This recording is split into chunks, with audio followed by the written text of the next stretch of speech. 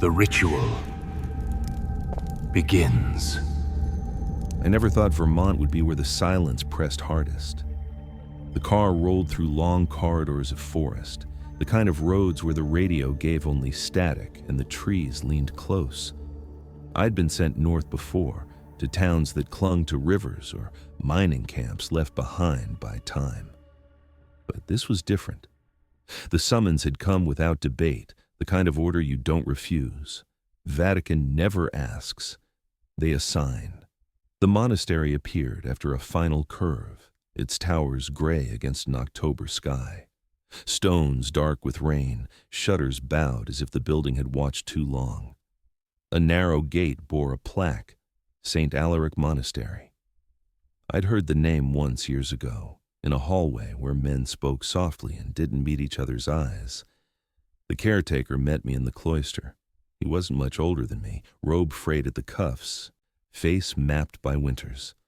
He offered his hand with a grip too firm to be polite. "Welcome," he said. He didn't offer his name until we were halfway across the courtyard, where candle smoke clung to damp stone. "Marshall.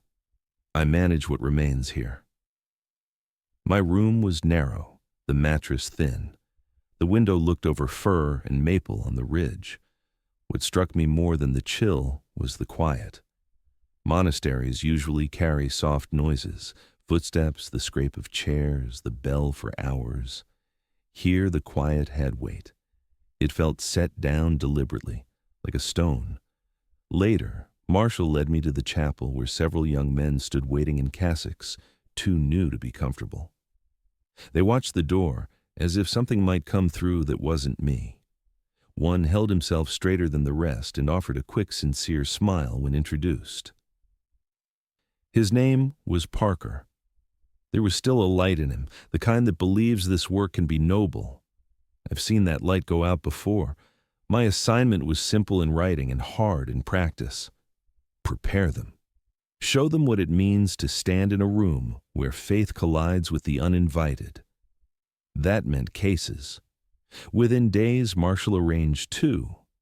The first was a farmhouse outside Montpellier. Doors slammed in empty rooms. A voice recited scripture when no one spoke. I read prayers. Parker watched, and the house grew still. The second was a shack near Barra, where shadows walked against the grain of the wall. We traced the sign of the cross in the stale cold, and by dawn, the air felt lighter. On the road back, Parker sounded relieved. 2 nights, 2 wins, maybe the stories are larger than the things themselves. I didn't argue. It's easy to mistake the shallow end of a river for the sea.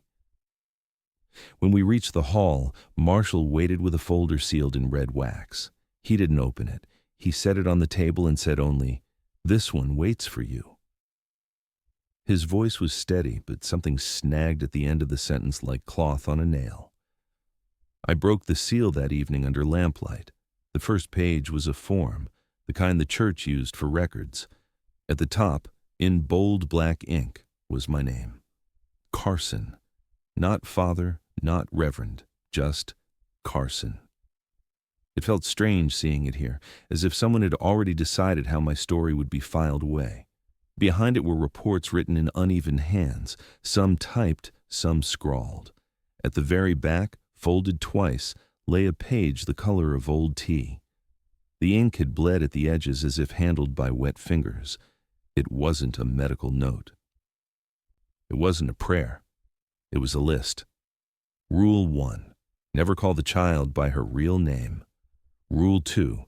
Do not allow any member of the family to recite prayers alone. Rule 3. If she looks you in the eye, lower your head. Rule 4. Stay away from the cellar door after 3 in the morning.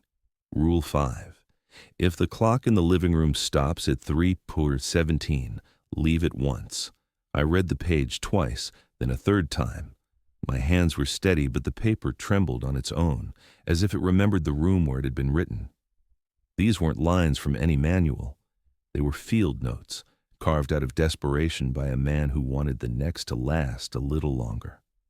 Parker hovered at the threshold of my door. "What's the next case?" he asked. I closed the folder before he could see the page. A house outside Waterbury, I said. He brightened with the relief of someone whose first steps have held. Good. I want to keep pace. You will, I said, though the words tasted like a promise I couldn't afford. Night made the monastery smaller. Wood settled. Lying on the mattress, I heard the faint tick of a clock. There were no clocks in the dormitory wing. The sound moved, close, then far, then close, steady as a measured breath. I thought of the man I replaced. The file called him ill. His photograph showed eyes carved hollow. By morning, the ticking had gone. Frost clung to the courtyard stones. Marshall waited by the well with both hands around a cup. When you go to Waterbury, he said, remember those rules. They aren't suggestions. I asked him who wrote them. He watched the steam rise. Someone who lasted longer than most. I wanted more. Names, dates, reasons. But his mouth tightened and he turned away. The drive south took us through fog that clung to the road. Parker checked the dashboard as if numbers could guard us.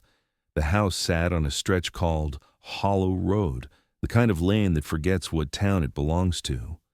Maple branches met overhead. A woman waited on the porch with a blanket around her shoulders. She introduced herself as Anna and stepped aside. The living room smelled of dust and lemon polish. A clock hung above the mantel. The brass hands were paused. Footsteps crossed the hall overhead. Anna flinched. She's not supposed to be up yet. She said it like a rule she had failed to enforce. Parker kept his voice low.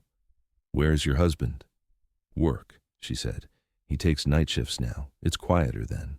A child's drawing was taped to the wall. A house, 3 stick figures. A 4th in gray where the crayon had been pressed too hard. The temperature slid the way it does when a door opens elsewhere. A small shape stood at the top of the stairs, one hand on the rail. She couldn't have been more than 10. She watched us with a seriousness that didn't belong to a child. Good morning, I said, keeping my tone plain. I lowered my gaze the way soldiers lower their rifles in a friendly town. She came down the last steps and crossed the room without looking at Parker. Her eyes held mine. You came back, she said, voice even. I opened my mouth to tell her we'd never met. Carson, she added, as if correcting me. You were taller then. The room seemed to pull a breath inward and hold it. Anna's hands tightened on the blanket until the knit went white. Parker shifted his weight. The boards answered with a tired sound. Children guess names. They overhear in kitchens. I tried to let the thought stand. It didn't. There were things no one here could have known, what I'd been called when my brother and I were small. The child stood very still, and distance felt like a story the room was telling me, not a fact. We need a few minutes to speak, I said. Anna nodded and guided the girl toward the kitchen. The clock over the mantel gave a soft, metallic catch. The brass hands didn't move. Parker whispered, Rule 3? Yes, I said. Keep your head down when she looks. And the name? We don't use it. I kept my eyes on the doorway where the girl had passed. Not once. The house creaked as if something large shifted weight inside the walls. Cold lifted from the floorboards with the thin, clean smell of the cellar. In the next room, a glass tapped against wood, a rhythm too regular to be accident. I took the folded page from my pocket and read the rules again, not for memory, but for cadence, the way a diver breathes before going under. Outside, a truck passed on the road. Its engine faded like a long exhale. Then the house was quiet again, waiting to see what name we'd speak first. I parked across from the mailbox because the driveway was slick with old leaves. The morning kept to a flat gray, the kind that files the edges off everything. Parker took the oil stock and the book. I carried a small kit with tape, candles, and a bell. Anna held the door and let us step into the lemon polish and cold iron. The clock above the mantel clicked once and held its breath. We walked the rooms to learn their edges.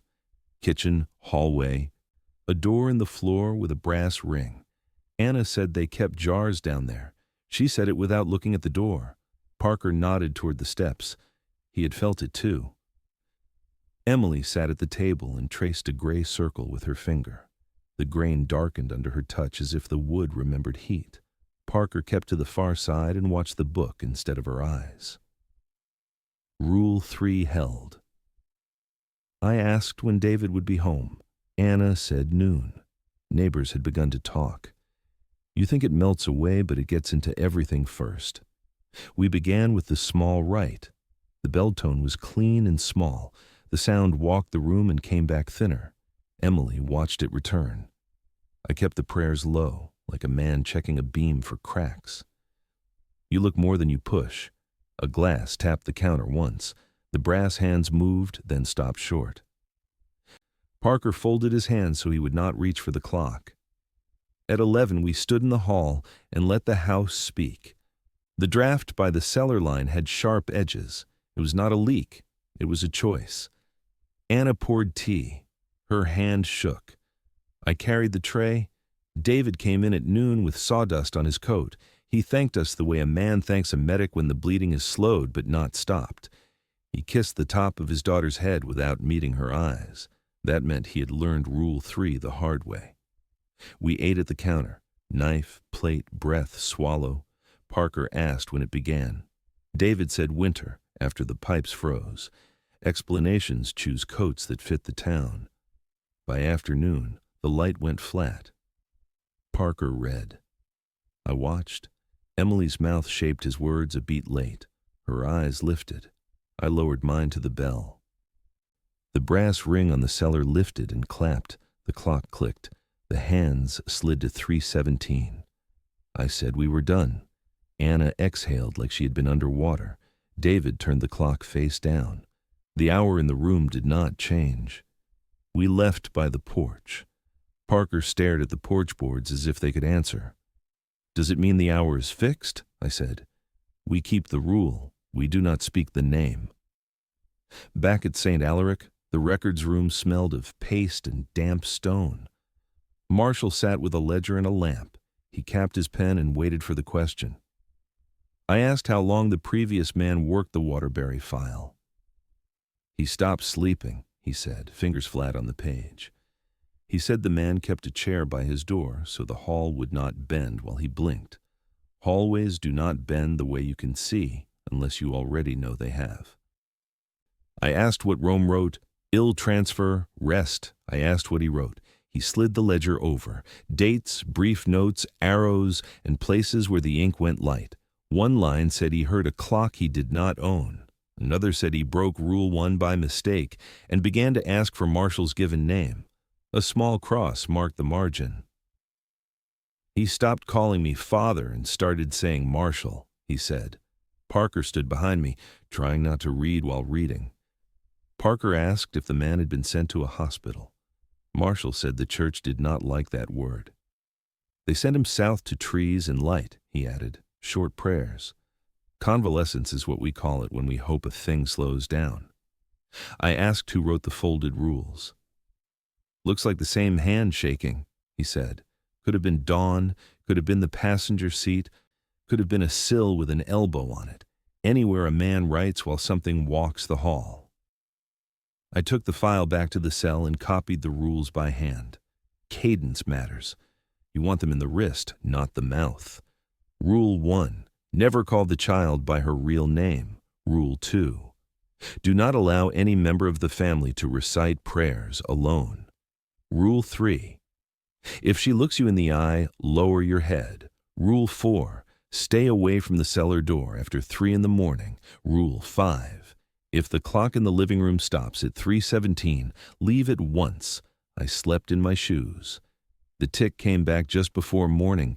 It matched my breath, then my heart, then something slower that was not mine. I counted 12, then 12, then 12 again. The next day, the sky cleared. The maples looked like flames that had learned to stand still. Parker kept his hands flat on his knees. What are we facing? He asked. We do not start with a name, I said. We learn the pace. He nodded like a man who wants to run and knows he must walk. Anna met us on the porch. Her voice was rough the way a voice gets when a person has argued with a house and lost. David had added a latch to the cellar door. "Wood fights back when it wants to move," he said. I believed him. We set the room. The clock had been wound and still refused to speak. I asked for their Bible, not mine. Anna brought one that smelled of mildew and old varnish. A family page inside held names in 3 inks. Emily had traced a gray line through her own. The rite began. Parker read slowly. I watched Emily's hands. They were very still. When her eyes rose, mine fell. A photo tilted 2 more degrees. The bell thinned to a whisper. The cellar ring lifted and settled. Footsteps crossed the hall above in a pattern that did not match the rooms. Then Emily asked if we would like to hear grace before the meal. "May I say grace?" Anna started to say yes. I said, "We all speak together." "Rule 2 is a lifeline you do not cut." Emily bowed. We kept the group cadence. Midway through, cold rose at my wrists. We finished as one. The change stopped. On the porch after, Anna asked, "Are the rules enough?"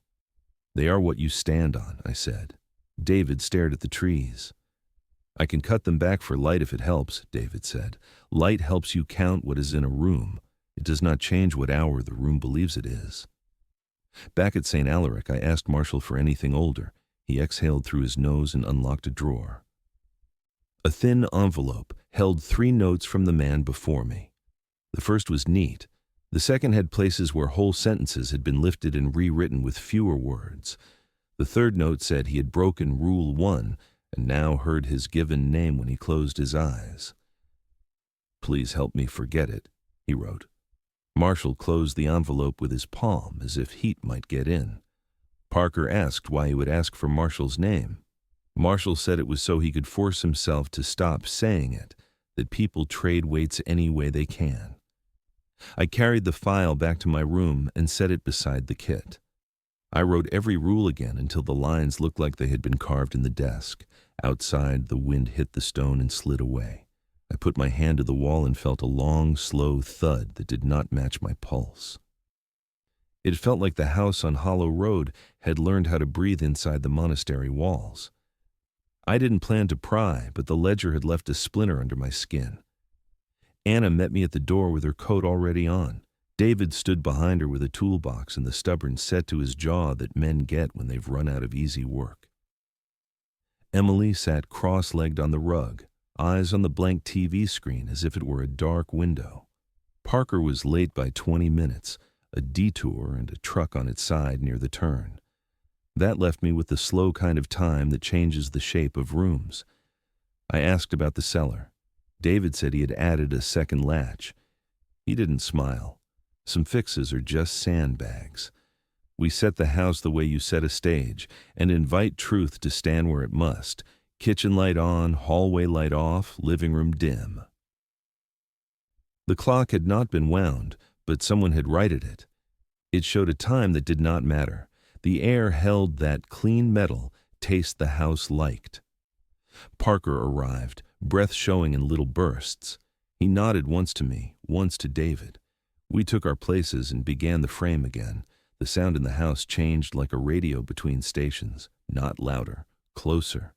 The bell tone ran out and came back with a flaw in it, a hairline fracture you could hear. Emily tilted her head as if tasting rain. She spoke without lifting her eyes. She asked if we could pray now. Anna started toward the table with relief. I said we would speak together. Rule 2 is a narrow bridge. Walk it or you swim. We said the words in a pace a child could carry. David's voice shook at the start, then steadied. Midway, the lights dimmed by a breath and returned. The brass ring on the cellar rose once and settled. Emily whispered a word I didn't catch and then swallowed it. I felt the draft reach my knees, then my hands. It stopped at my throat like a fingertip pressed there. The clock did not click. It waited. When we ended, Parker closed the book and looked to me. I told him to keep the room gentle, and I went to the hall where family pictures ran in 2 uneven rows. Most had shifted a fraction to the right. One had not. It showed Anna and David on a pier, years younger, wind in their hair. Someone had scratched a thin gray line through the water under their feet. Not a child's line, a careful one. It made the lake look deeper by a shade. I found the fuse box and opened it. Labels in David's neat block letters. 2 breakers had tape over them and a cross. He had drawn a small circle beside them. "Old faults," he said from the doorway. "Bad wire in the crawl space." He said it like a man who knows the difference between what he can reach and what he can't. Back in the living room, Emily had taken the clock off the mantel and laid it flat on the rug. Her finger traced the face without touching the glass. She looked up at me for the first time that night, and I looked down at the edge of the table. She asked if I wanted to know the time. I told her we would keep the rules and let the room keep it.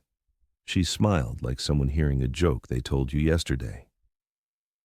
Parker cleared his throat and read from the homewrite again. Sometimes the second pass pulls different threads. I heard the pipes shift low in the wall. Something in the basement took a breath it hadn't earned. I asked Anna for their family Bible. She brought it with the careful hands people use for other kinds of breakable. The front page held names in 3 inks and 3 slants.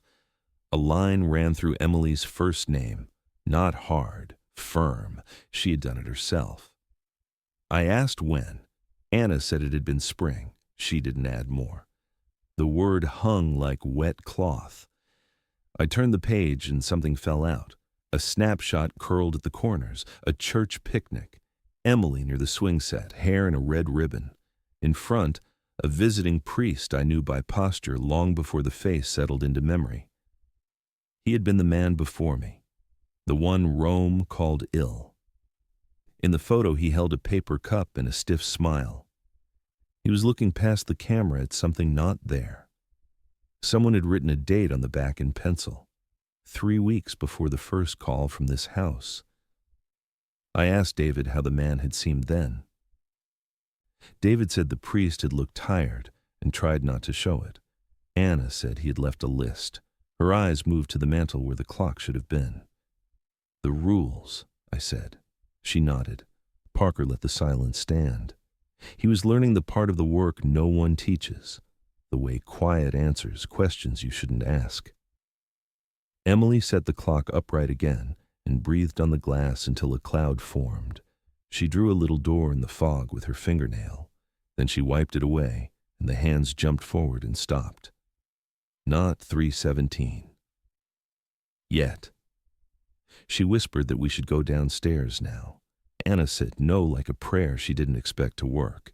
David stood up so fast the chair skidded. "No one goes down," he said. His voice had a wooden edge to it like a board under too much weight. The air dropped 5 degrees in a breath. The bell in my hand went dull, as if someone had put a thumb against it. I said we would step outside for a minute.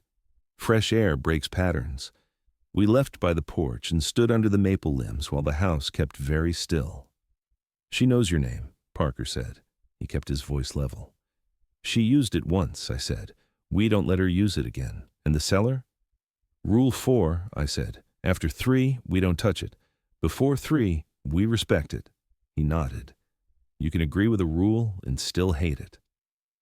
When we went back in, the room had reset itself the way a body does after fainting. The clock showed nothing useful. The air lost its teeth. I told them we would end for the night and return before noon tomorrow. David walked us to the door and waited like a man listening for a train he didn't buy a ticket for. At St. Alaric, Marshall had the ledger open and 2 envelopes to the side. He didn't look up when we came in. He asked me to tell him what the hour did. I told him. "It's circling," he said. "You can smell the turn." Parker asked him when the man before me had broken. Marshall closed the ledger gently. "When he tried to free the family all at once," he said. "He forgot we don't cast out that way here. We bind and slow.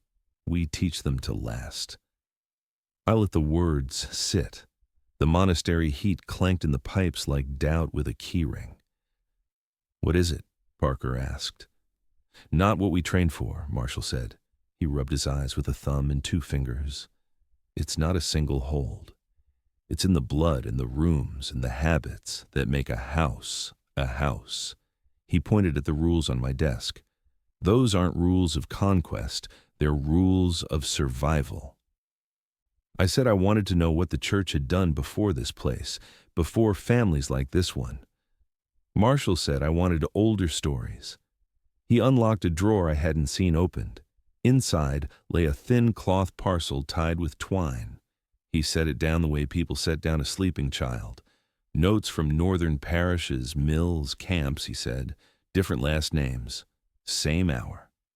He didn't have to say the number. It sat between us like a chair no one wanted. I read until the lines ghosted. Small houses on cold roads, girls and boys who knew names they shouldn't, men who put clocks in drawers, women who learned to sleep with shoes on. Patterns were ditches dug by the same hands in different years. The notes agreed on one thing. When the hour settled, it didn't leave. It learned the family, and the family learned it back. If you pulled too hard, the rope cut skin. If you held on, you bled slower. I asked Marshall what happened to the man before me when Rome wrote ill. Transfer. Rest. Marshall said he stopped calling me father and started saying my name. He asked me to give him another one so his mouth would have something else to use in the dark. He looked at the lamp as if it were keeping its own counsel. I told him Marshall. He wrote it on his palm and wore it off by morning. On the drive back to Hollow Road the next day, Parker watched tree lines the way men watch ridges for movement. He had lost some belief but gained attention. That is the trade this work takes. We found David in the yard with a length of chain. He had bolted the cellar latch and added the chain for weight. He tapped the board and listened. It talks at night, he said, like old boards settling, but it's not the boards. Parker asked if Emily slept. Anna said only when the hour passes her. Sometimes it stands on her chest like fever. She had a band of blue under each eye from long weeks. We began again with the frame. Halfway through the first prayer, Emily whispered, "Closer, not to me, to whatever counts from the dark." The brass hands moved one notch. The air thinned until the bell tones scraped. "We keep the pace," I said to Parker without looking up. He slowed 2 beats. The tone rounded out and came back whole. For a moment the room felt like itself. Then Emily lifted her head and met Anna's eyes. Anna looked down fast and her breath hitched. "Together," I said, and we all began the small grace again. Her mouth shaped our words a fraction late, catching them like a child catching snow. When we finished, she smiled with all her teeth and turned her head toward the floor as if listening through wood. The brass ring rose. It fell. I told David to open a window. Cold went out. Colder came in. Sometimes houses only pretend to share. "You came back," Emily said. I kept my eyes on the book. "We don't leave until it's steady," I said. "Steady," she repeated, and the clock advanced to the next mark and stopped there as if mocking us for liking small progress. In the kitchen, Anna set plates we didn't need. Parker stood with his back to the sink. "What happens if it reaches its hour?" he asked. "It owns the terms," I said. "And if we try to cast, it will trade skin for ground," I said. "That's what it did to the man before us." He nodded and swallowed without food. By late afternoon, the house breathed in and did not breathe out. That is how it starts when the hour wants the room. I told them we would stop there and return at dawn. "Dawn," Anna said like she was holding a warm stone. "Dawn," David repeated. Parker gathered the kit. I pocketed the little page again. We left the clock standing. It looked innocent enough to pass inspection. That night in the monastery, I didn't sleep. I lay with my coat on and counted the pipe clanks between cold and heat. Somewhere near 1 in the morning, the tick returned to the wall above my head. It matched my breath for 10 counts, then my heart for 10, then something slower. It spelled nothing. Toward dawn it stopped. We came back before dusk because dusk was when the house began to press forward. Anna had cleared the table. David had pushed the couch back from the cellar line. Emily sat cross-legged on the rug, hands on her knees, waiting. The clock showed a neutral minute, as if it dared us to call it harmless. I put the bell and oil on the mantel in plain sight. Parker stood near the hallway and counted his own breathing. We set the frame again. Kitchen light on, hallway dark, curtains open. The bell tone crossed the room and returned with a limp.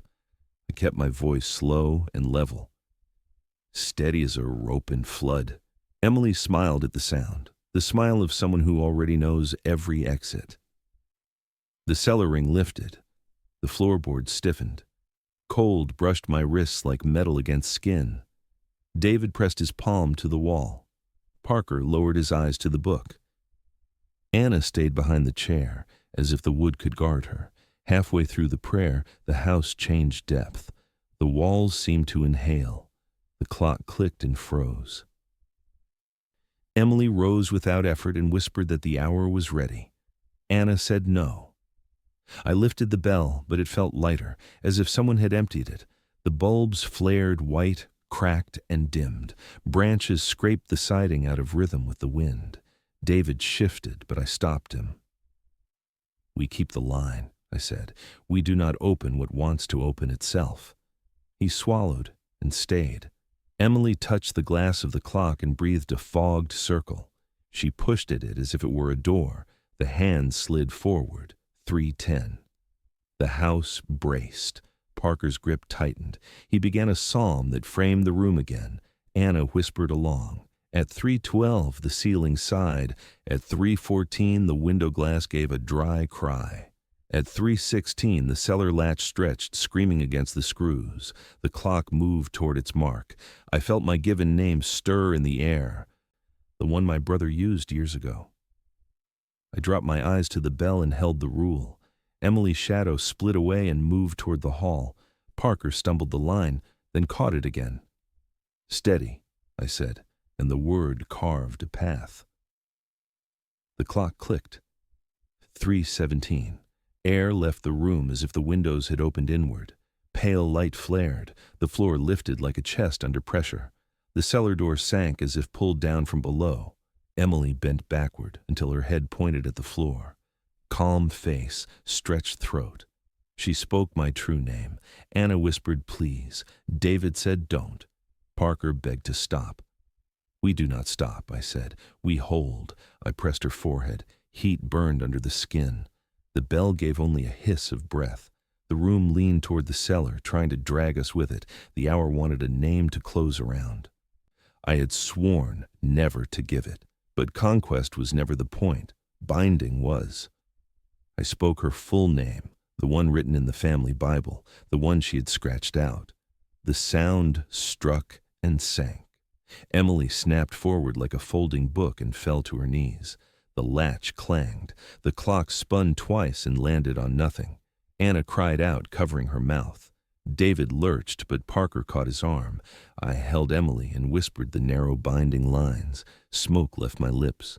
The house fought in small ways, pictures tilting, doors tapping.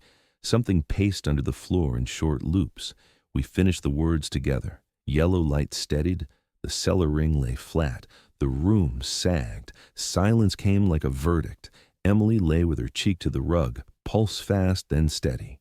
Anna knelt but did not touch. David placed his hand on the wall and left it there. Parker set the book down slowly, afraid to wake whatever had sunk. When I said we would leave, Anna whispered thanks. David asked if it was over.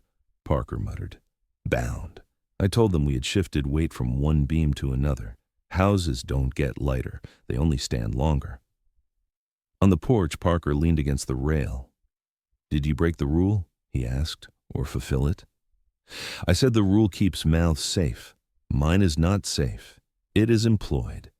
He nodded with the look of a man drafted into a fight already lost. Back at St. Alaric, Marshall was in the chapel with a candle inside glass. His eyes went to my hands first. I told him I had used the name. He shut his eyes for one count, then wrote a line in the ledger I did not read.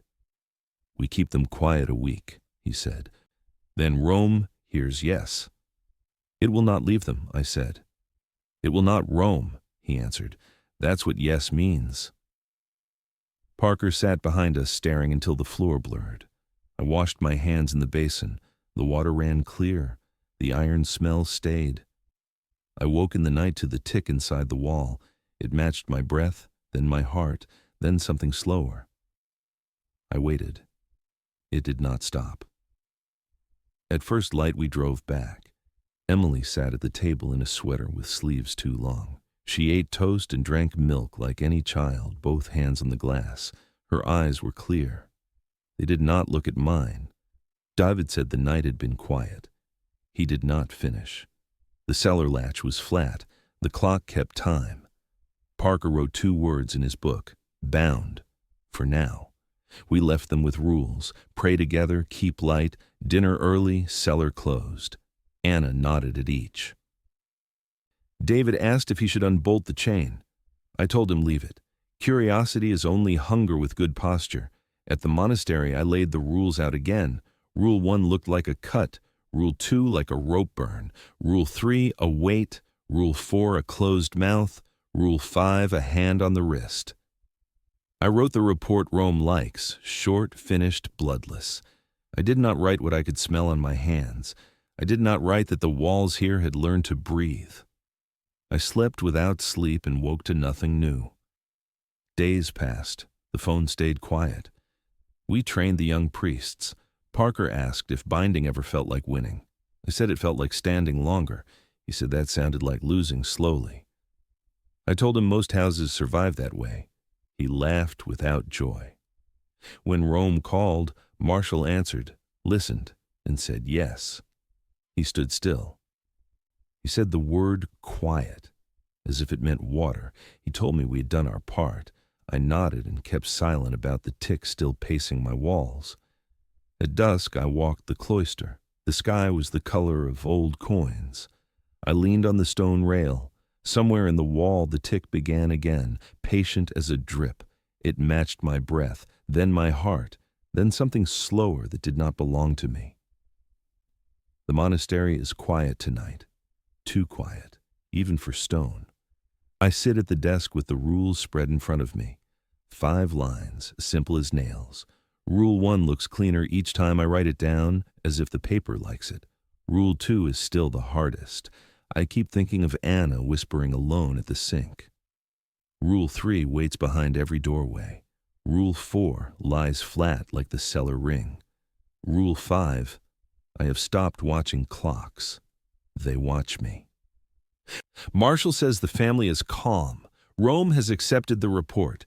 They closed the file with 1 word, convalescence. I told him it will not last. He nodded without argument. That is the worst part. No argument. He knows the sound too. Sometimes I see him rub the back of his neck like he feels Rule 3 even in daylight.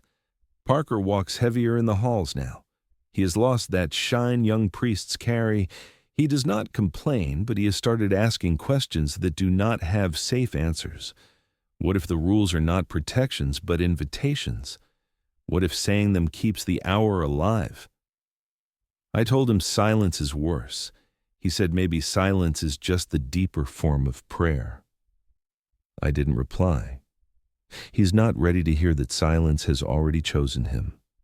I dreamed of the house again, Emily at the rug, tracing circles that never end. Each time her finger came around, the wood beneath darkened until it opened like water.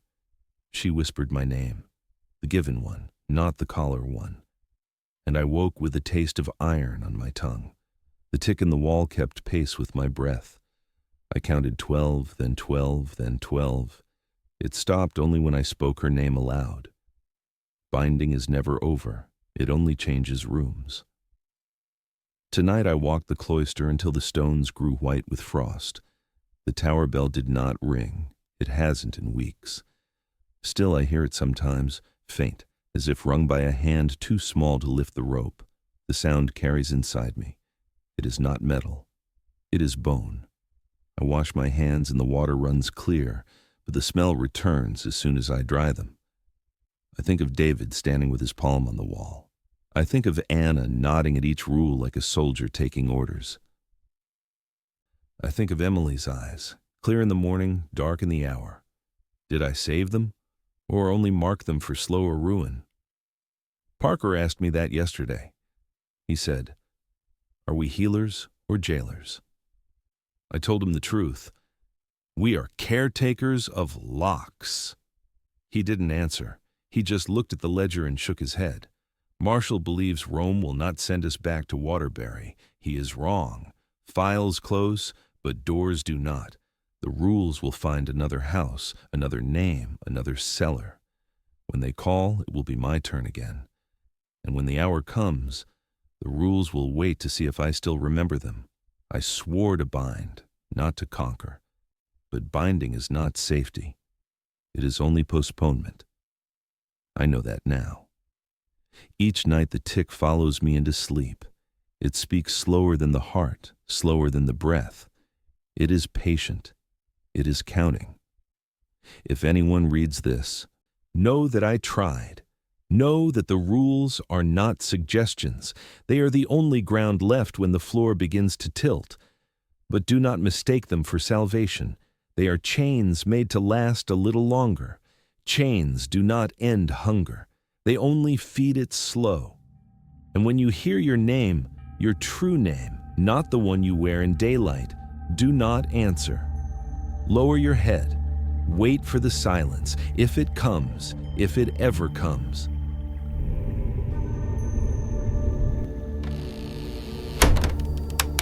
Carson!